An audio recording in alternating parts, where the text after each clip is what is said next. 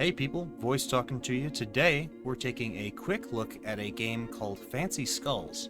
Now, you've probably never heard of this game before. I know that I'd never heard of it until I saw the ad for it on Steam's Endless Replayability Fest. But what drew me to this game was actually its incredible style. That, and the fact that it was completely free. And you know I love free stuff, so I wanted to give it a look-see, and tell you my opinions on the game today.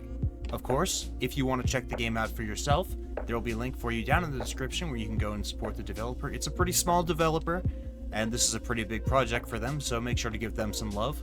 And also, you can find a link to my Twitch stream if you want to come and hang out with me live. I stream pretty much every day of the week, and the games that you are seeing in these videos I play live on stream before I write the reviews. So if you want a bit more long-form content, or a deeper dive into how the game plays overall, feel free to stop by.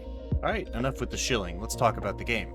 So, what is Fancy Skulls? Well, first and foremost, this is a FPS roguelite shooter set in this blocky universe with a really fascinating style and interesting enemies. There's no backstory to this game, so the goal is pretty straightforward. You want to find new upgrades for yourself and your weapons and survive as long as possible. Now, when the player starts out, they've only got a revolver to protect themselves with. 6 shots, but infinite ammo to reload it with. The revolver is a pretty solid base weapon, and the model looks pretty nice. There are other weapons that the player can and should endeavor to find as they travel throughout the little world that they're put into. Not only are these weapons significantly more powerful than the revolver, but they're also vital to the player's advancement. Each of these weapons has their own unique playstyle, strengths, and weaknesses, and can be upgraded in different ways at the shop. So, needless to say, how you choose to spec out your weapons is going to greatly influence how your build plays out. Of course, you don't really get a whole lot of choice in the upgrades that you can find, but, you know. There's also a surprising variety of these weapons. In just the few short hours that I played, I found a hand mortar, a shotgun, a submachine gun, a flamethrower, a ray gun, and a cannon. Most of the models for these weapons are pretty cool, and fit the design of the world to a T with the glowing blue lights and blocky texture. However, some of them are a bit lazier. For example, the ray gun is just a big polygonal chunk on a stick. Speaking of the world, this is a game that doesn't have a whole lot going on in the background. So, the world is divided up into square chambers, all of which are concentric and have doors leading to one another. However, there are a few points of interest to be found around the map. There are gambling points and shops hidden here and there, and secret chests and hidden doors tucked away within the walls. The layout of the rooms that you will be walking through is also going to be randomized each time. That being said, you're going to see quite a bit of repetition if you play the game for more than an hour.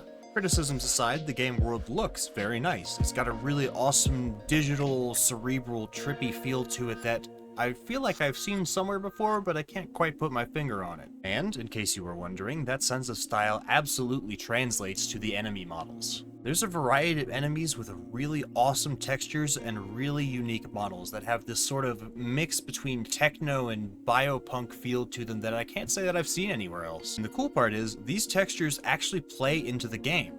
Each of the enemies has their own weak point somewhere on their body, which is usually delineated by something in their model. For example, the ghost enemy that teleports around and fires orbs has a red heart on its chest, while another bullet-spitting enemy had a white sphere that would circle around its base, and shooting this sphere would kill it instantly. Having these priority targets on enemies made the combat much more about skill and aim than it was about your weapons and their strength. While all of this came together to make combat a somewhat fun and exciting experience, at the end of the day, I saw all of the enemies there were to see, and I saw them plenty of times.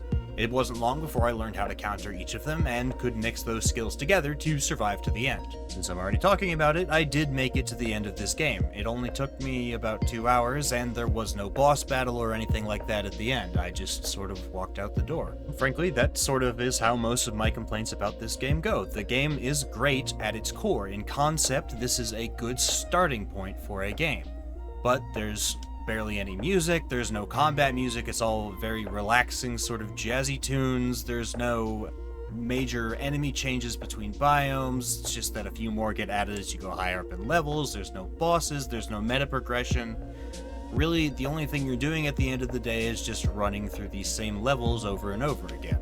Now, before I conclude, I do want to point out 3 things. First of all, this game came out in 2014, so it's probably not going to be updated again, and the reason it's free is because the game is now open source. So if you're a coder and want to take into consideration the fact that this game could be the starting point for something else, feel free.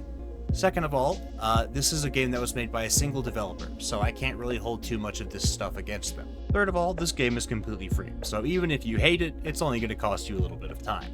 But that's all I have to say on the matter. I'm the voice in your head. Thanks so much for listening to me today, and you'll be hearing from me again real soon.